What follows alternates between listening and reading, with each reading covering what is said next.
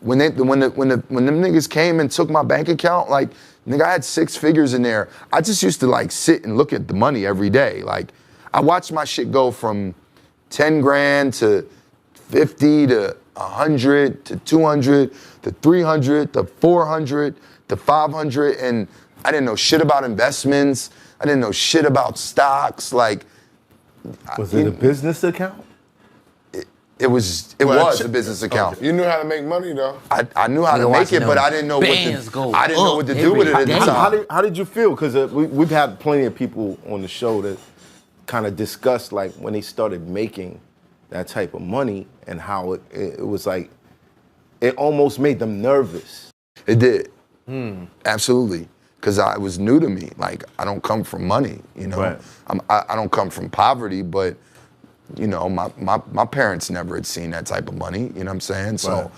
I didn't know what to do with it. Like, I just used to look at it, you know what I'm saying? Like, you know, and I mean. Did you have a fear of it ending?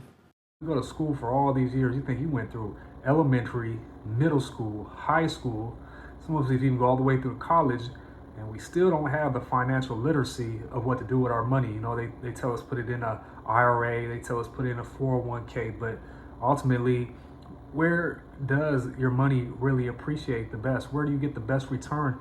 And we don't learn this stuff in school. And then when you do got the money, now it's time to learn, but now you gotta be careful because there's a lot of sharks in the water, especially if they know you got a lot of money. You've got a lot to lose. This is why it's important to school yourself before you actually have the finances, to be well-rounded in understanding of all the different dynamics of investing and how to use your money to make more money, because that's ultimately what the rich people do, except they use other people's money to make more money. You know, they go into what would be good debt, you know, and traditional means always teaches you that, you know, debt is not good, but let's keep the rest of it because they got some more strong points in it.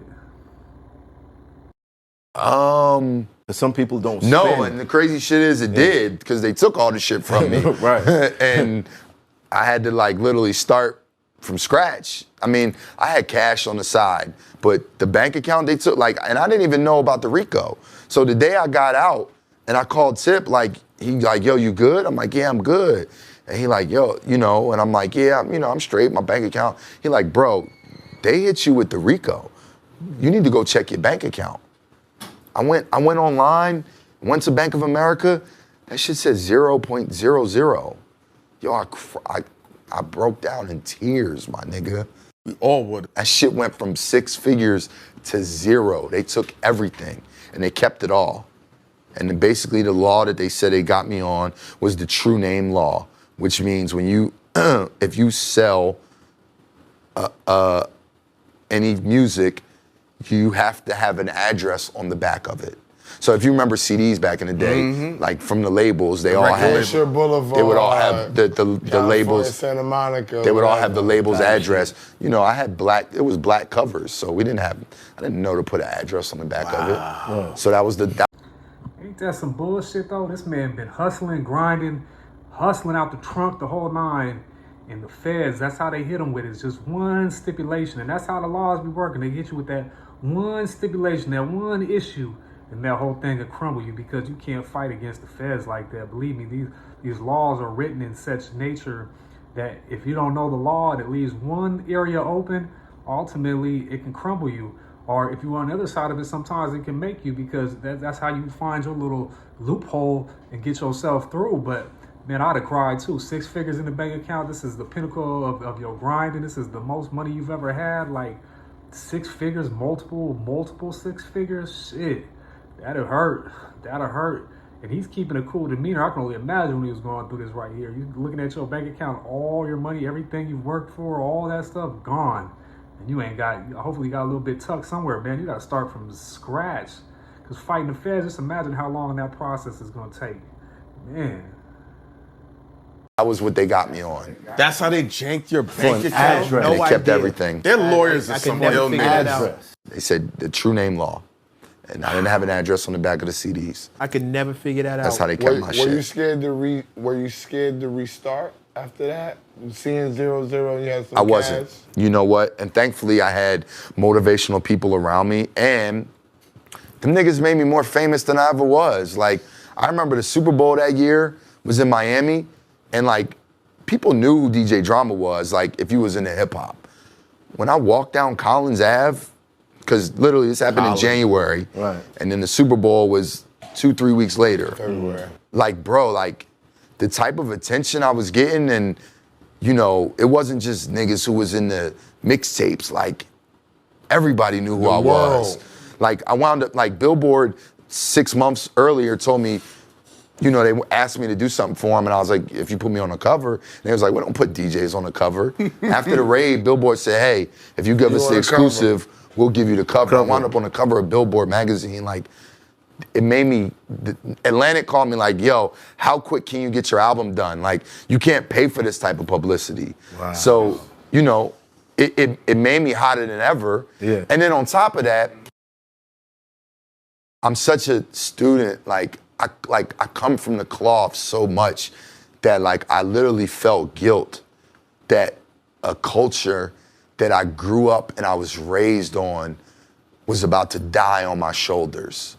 You feel me? Like, like watching, like thinking about like Brucey B and Kid Capri and Lovebug Starsky and Clue and Ron G and Doo-Wop and SNS and Tony Touch and Who Kid and Green and all these guys and Slay. And right after that, he started straight stunting.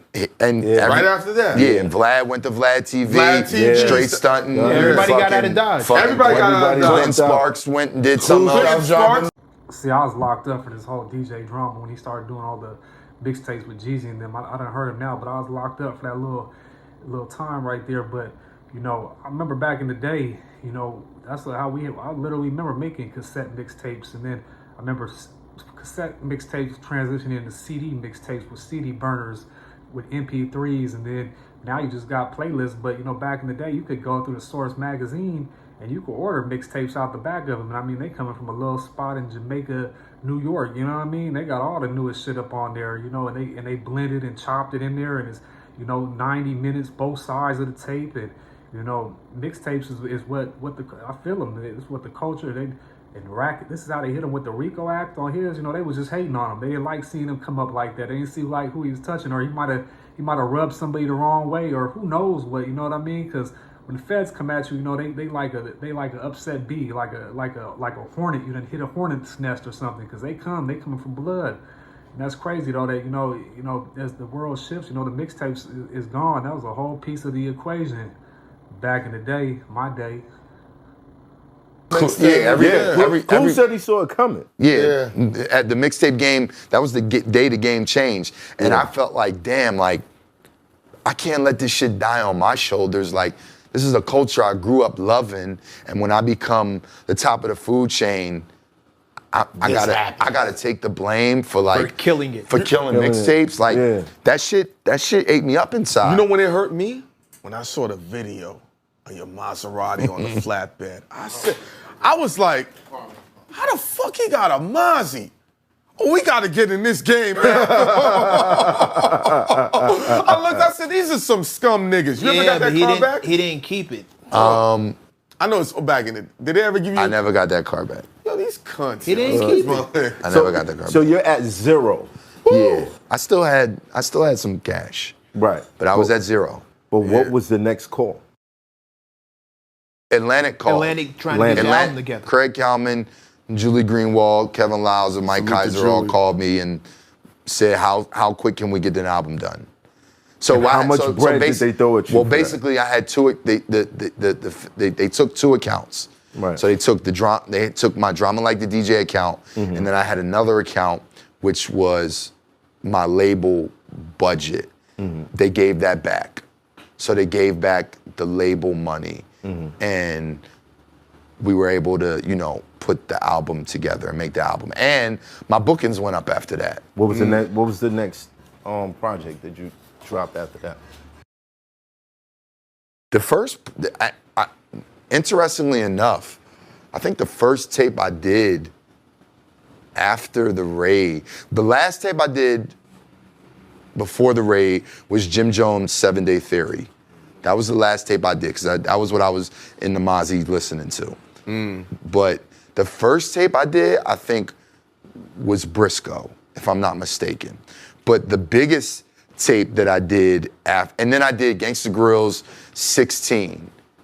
I did Gangsta Grill's 16, which was just like just to show that I was not giving up on mixtapes. Right. And I put that out. Then I did 17, like preliminary before the album. But the biggest tape probably after the raid was Dedication 3. Like, I think that was the one. And we did that in 08 because I say on that tape, like, yo, this is y'all remember, this will be the first mixtape you listen to when we had a black president. So literally that tape had to come out like November 08 or something like that. How long did it take to get the money back? 2008 for sure. Like, Make the money back, I should say. They didn't give it back to you. it took me a couple years. I mean, you know, I was able to still see money. I mean, you know, I was getting money from the label for my albums. I was doing a lot of gigs. Like, I had got off the road with T.I. I stopped DJing for him around that era, which was, you know, kind of happened. It really wasn't like I chose to. Like, Yeah, it was he just kind of distanced Well, what himself. happened was me and Jeezy were going through our situation. Yeah. Right. And then Tip chose to, you know, like, listen, I'm gonna go this direction. And it is what it is. Like, you know, we're all brothers to this day. So, Right. you know, and at the time there was somebody on my team that was a little reckless, you know, and so Who was that? I ain't even gonna say his name, but Gotta ask. he, you know, he added fuel to the fire at the time. And so I understood the decision. But it also, you know, I was making what, $1,250, $1,500 as Tip's DJ. And then when I started my own gigs, I started to be able to charge $5, $75s, 10 grands. And, you know, I started to I was booked all the time. Like, I was working every Thursday, Friday, Saturday, Sunday, you know, so. Now, the only thing that made me ask, I know people who, I've known rappers who lost their rap book and never rapped again. You lost a whole bank account. Like, I can see a lot of people just, okay, that's enough. This obviously wasn't meant for me. That's enough for that.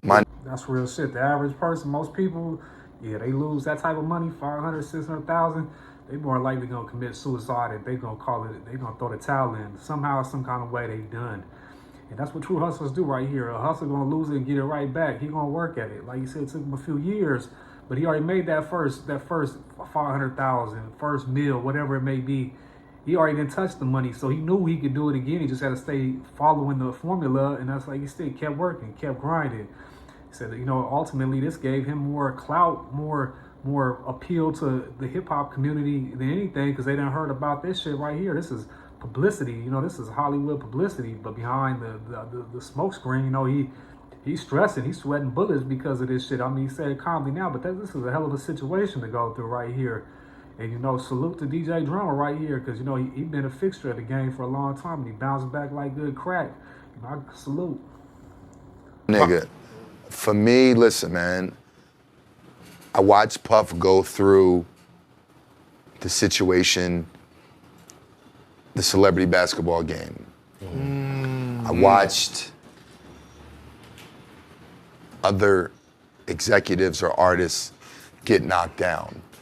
So when I started doing interviews and everyone wanted to ask me about that, I knew at the time, I was like, yo, this is not gonna define me. Like, this is just one chapter in my story. You know what I'm saying? Like, I knew then, like, I'm gonna accomplish enough that, like, I got to a point, it's a generation out here that don't even know about the raid. You feel me? Right. Know a lot about DJ Drama. I talk to people to this day, they're like, what? You got arrested for mixtapes? Like, when did this happen? You know what I'm saying? Right. So, like, I knew then, like, yo, the real challenge of success is getting knocked down and how you deal with adversity. And Let's not let that go over our heads right there. The real challenge of success is getting knocked down and dealing with adversity, because with the success in anything in life that's worth having, you're going to have failures, roadblocks. You know, success is never a straight line. He said it, I couldn't say it no better right there.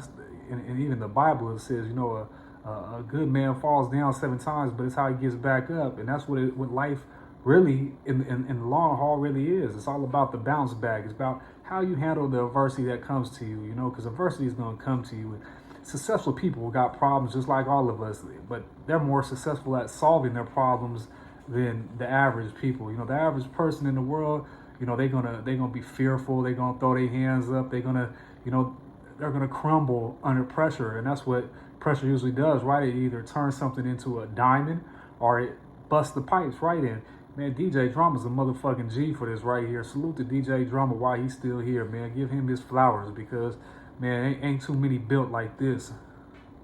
You know, the gift and the curse of my name is that I've had various dramas in my career, and I've had various times when you could say I don't want to say knocked down, but when my back is against the wall, and I've prevailed through them all. Now, I salute DJ Drama because at the end of the day, and that's some real shit. He couldn't have said it no better. And I mean, you know, going through a situation like that, bouncing back, and then, you know, once again, he's got a legendary status now. You know, he's worked with the best. He's just dropped the best mixtapes. But once again, life is adversity. And it's how you handle it. It's how you navigate through it, because as long as we're still living and breathing, we always gonna have adversity. But y'all let me know what y'all thought about this. We're gonna do it like we always do. Y'all drop y'all thoughts in the comments and we can pick it up from there. I'm out.